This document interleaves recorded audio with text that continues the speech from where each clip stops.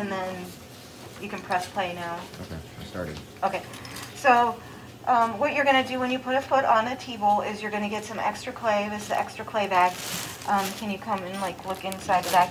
You can see there's a lot of clay. If it feels like it's a little dry, try to get the clay that's really plastic. In the plastic stage, you want it to be really moldable at this point. And you're going to need to wedge it. So again, you get your wedging board, and then you just do a few of these because this is a really small piece of clay, and I don't want this to dry out too much because I'm going to make a coil. So that should be good. Then I'm going to squeeze this into a cylinder. This is going to be the coil, and it's best to roll a coil on the surface. Are you like really close to this? Okay, so it's best to roll the coil on this surface and not the board, because if you roll it on the board, it'll dry out and it'll crack, and then you'll be really frustrated. So use the table to roll the coil. The coil should be about 3/4 or a 1/2 inch in diameter, because you're going to be pulling some clay off of it, and that's going to make it a little thinner. So this is pretty good, and I have way more than I need, which is also good. I'm going to take my pinch pot and turn it upside down. Another thing that you're going to make sure that you do is get some newspaper from this newspaper bin. You're going to soften it with a spray bottle. You want this to be a little soft so that it doesn't scrape up the inside of your T-bowl too much.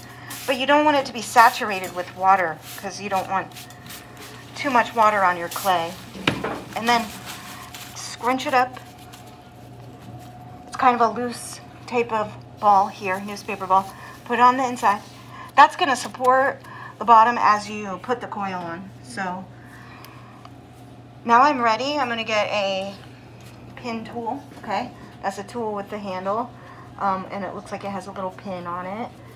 And I'm also going to get this. This is slip. You can get your slip from this container, and you can put it in one of these containers, but make sure that you put the lid on it, and you can store it behind there, and then other people can use it. So I've got my slip, and I've got my coil. We're going to use the score and slip method. Again, slip is clay mixed with water. So in this case, it's mixed with vinegar, and it's like a glue, and it holds your work together. It holds two pieces of clay together. So let's look at that.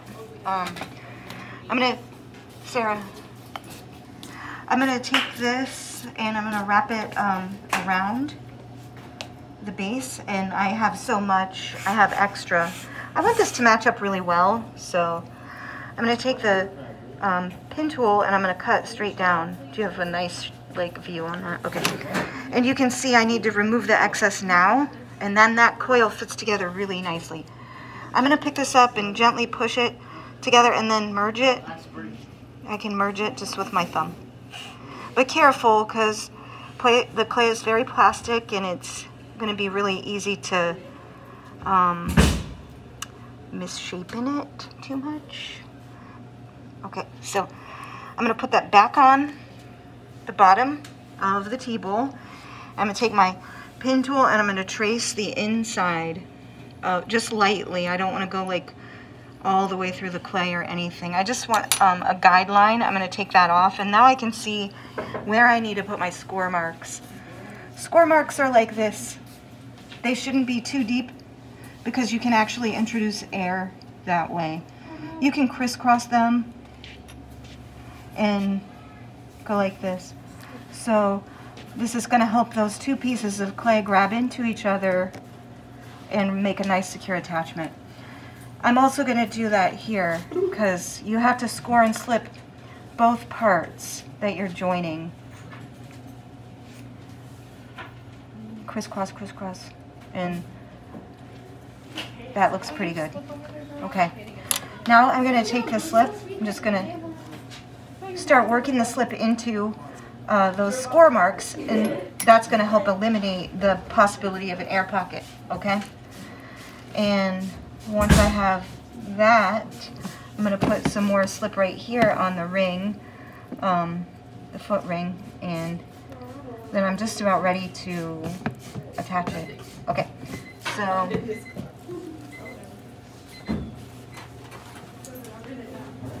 the next thing I'm going to do, put this like this. I'm going to just lightly tack it in place. I'm not like pushing hard. And I'm going to get a wooden modeling tool, okay? And I'm going to notice that the wooden modeling tool looks like my thumb. And so there's a scoopy side and then there's a curved side. I want to make sure that the curved thumb-like side is touching the work. I don't want to touch the work with the scoopy side because that's going to scrape it. I don't want to scrape, I want to merge, okay? So I'm going to take this, I'm going to support with my opposite hand, and I'm going to pull a little bit of clay off of the foot and into the base of the T-bowl and turn it carefully. And it doesn't have to look perfect right at this moment. And then I'm going to do the same thing to the outside. I want to make sure that I'm using that thumb-like side of the wooden modeling tool, and I'm merging this down into the body of my T-bowl. I don't want to pull too much clay because then the foot will be too thin. I want the thickness of the foot to end up being about 1/4 of an inch. And again, that's like the thickness of my pinky. And once I have all of those, all of that merged in place, I can start to clean it up. And I can clean it up simply by carefully, with my thumb, I can go like this around the work. You could also leave those marks if you want to, because it creates an interesting texture. And it also shows the way that you attached it, which can become part of the aesthetic of your T-bowl. So that's up to you.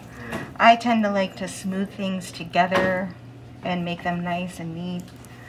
But at this point, you can do this the way you want. The main thing is you want to make sure that that's a secure attachment. So right now that looks pretty good. I can clean that up later a little bit more when it's in the leather hard stage. I'm going to turn it over and just tap this on the table to make sure that that is nice and even, that I don't have like a lopsided or wobbly T-bowl. And then I'm going to put this loosely in my bag until it becomes leather hard. I'm going to take the newspaper out,